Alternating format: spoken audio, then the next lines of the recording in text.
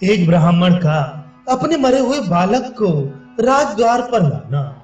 शत्रुघ्न को मथुरा भेजकर भगवान श्री राम भरत और लक्ष्मण दोनों भाइयों के साथ धर्म पूर्वक राज्य का पालन करने लगी और बड़े सुख और आनंद से रहने लगी।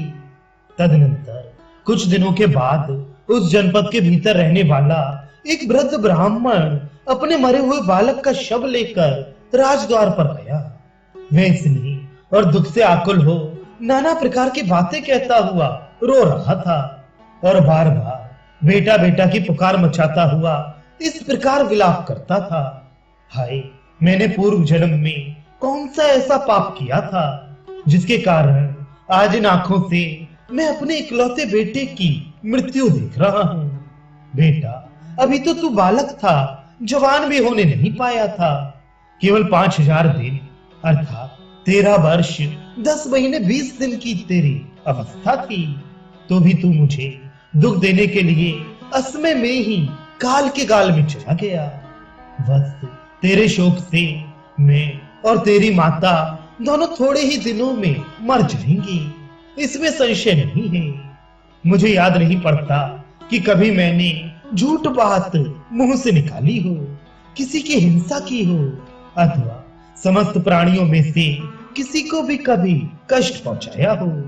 फिर आज किस पाप से मेरा ये बेटा कृतक्रम किए बिना इस बाल्यावस्था में ही यमराज के घर चला गया। श्री रामचंद्र जी के राज्य में तो अकाल मृत्यु की ऐसी भयंकर घटना ना पहले कभी देखी गई थी और ना सुनने में ही आई थी। निसंदेह श्री राम का ही कोई महान दुष्कर्म है जिससे इनके राज्य में रहने वाले बालकों की मृत्यु होने लगी। दूसरे राज्य में रहने वाले बालकों की मृत्यु से भय नहीं है, अतः राजन मृत्यु के वश में पड़े हुए इस बालक को जीवित कर दो, नहीं तो मैं अपनी स्त्री के साथ इस राजद्वार पर अनाथ की भांति प्राण दे दूंगा। श्री राम, फिर ब्रह्म हत्या का पाप लेकर तुम सुखी हो ना। महाबली नरेश, हम तुम्हारे राज्य में बड़े सुख से रहे हैं, इसलिए तुम अपने भाइयों के साथ दीर्घजीवी होगे।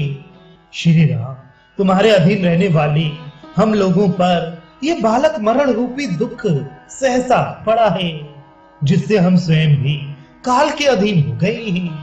अतः तुम्हारे इस राज्य में हमें थोड़ा सा भी सुख नहीं मिला। महात्मा इक्ष्वाकुवंशी नरेशों का ये राज्य अब अनाथ हो गया है। श्री राम को स्वामी के रूप में पाकर यहाँ बालकों की मृत्यु अटल है।